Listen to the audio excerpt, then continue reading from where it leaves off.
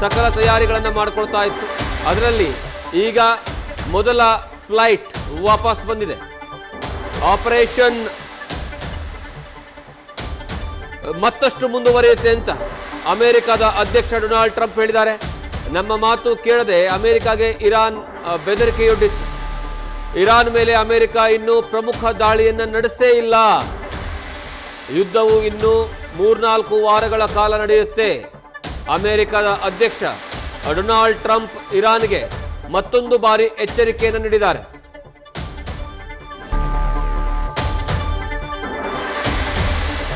Iran ವಿರುದ್ಧ ತಾರಕಕ್ಕೆ ಏರಿರುವಂತಹ America ಮತ್ತು Israel ಜಂಟಿ ಕಾರ್ಯಾಚರಣೆ.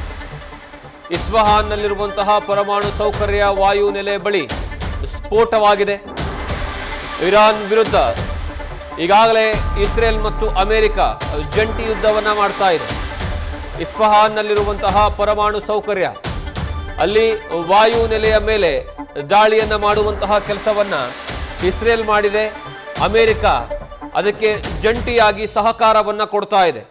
ಈಗಾಗಲೇ ಇರಾನ್ನಲ್ಲಿರುವಂತಹ ಪರಮಾಣು ಪ್ರದೇಶ ಏನಿದೆ, ಆ ಒಂದು ಸ್ಥಳದಲ್ಲಿ ನಿರಂತರವಾದಂತಹ ದಾಳಿ ಮಾಡುವಂತಹ ಕೆಲಸವನ್ನ ಇಸ್ರೇಲ್ ಮತ್ತು ಅಮೆರಿಕ ಮಾಡ್ತಾ ಇದೆ.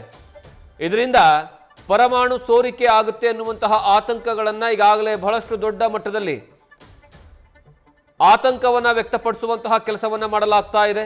ಒಂದು ವೇಳೆ ಈ ದಾಳಿಯ ಸಂದರ್ಭದಲ್ಲಿ ಪರಮಾಣು ಸೋರಿಕೆ ಏನಾದರೂ ಆಗಿದ್ದೇ ಆದರೆ ಅದರ ಪರಿಣಾಮ ದೊಡ್ಡ ಮಟ್ಟದಲ್ಲಿ ಎದುರಿಸಬೇಕಾಗುತ್ತೆ. ಈ ಎಲ್ಲ ಕಾರಣಗಳಿಂದನೇ ಆ ಪರಮಾಣು ಸೌಕರ್ಯ ಇರುವಂತಹ ಪ್ರದೇಶದಿಂದ ಬಹಳಷ್ಟು ದೊಡ್ಡ ಮಟ್ಟದಲ್ಲಿ ಜನರು ಬೇರೆ ಬೇರೆ ಕಡೆಗೆ ಸ್ಥಳಾಂತರ ಆಗುವಂತಹ ಕೆಲಸವನ್ನು ಮಾಡ್ತಾ ಇದ್ದಾರೆ. ನೀವು ಆ ಒಂದು ದೃಶ್ಯಾವಳಿಗಳನ್ನು ನೋಡ್ತಾ ಇದ್ದೀರಾ. ರೌಂಡ್ ಮಾರ್ಕಲ್ಲಿ ನಿಮಗೆ ತೋರಿಸ್ತಾ ಇದ್ದೀನಿ ನೋಡಿ, ರೆಡ್ಡಲ್ಲಿ ಇದೇ ಆ ಪರಮಾಣು ಸೌಕರ್ಯ ಇರುವಂತಹ ಪ್ರದೇಶ. ಆ ಒಂದು ಪ್ರದೇಶದ ಹತ್ತಿರದಲ್ಲೇ ಈಗಾಗಲೇ ಇಸ್ರೇಲ್ ಮತ್ತು ಅಮೆರಿಕ ಜಂಟಿಯಾಗಿ ದಾಳಿಯನ್ನು ಮಾಡಿದೆ.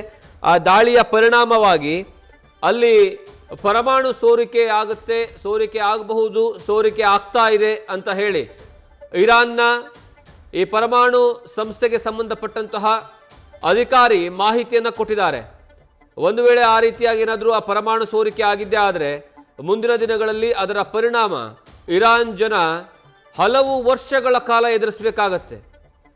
ಅದರಿಂದ ಬಹಳಷ್ಟು ಸಾವು ನೋವುಗಳು ಸಂಭವಿಸ್ತವೆ. ಕೇವಲ ಈಗಿನ ಸದ್ಯದ ಪರಿಸ್ಥಿತಿಗೆ ಮಾತ್ರ ಅಲ್ಲ. ನ್ಯೂಸ್ ಫಸ್ಟ್ ನಿರ್ಭೀತಿಯಿಂದ ನಿಮ್ಮ ಪರವಾಗಿ.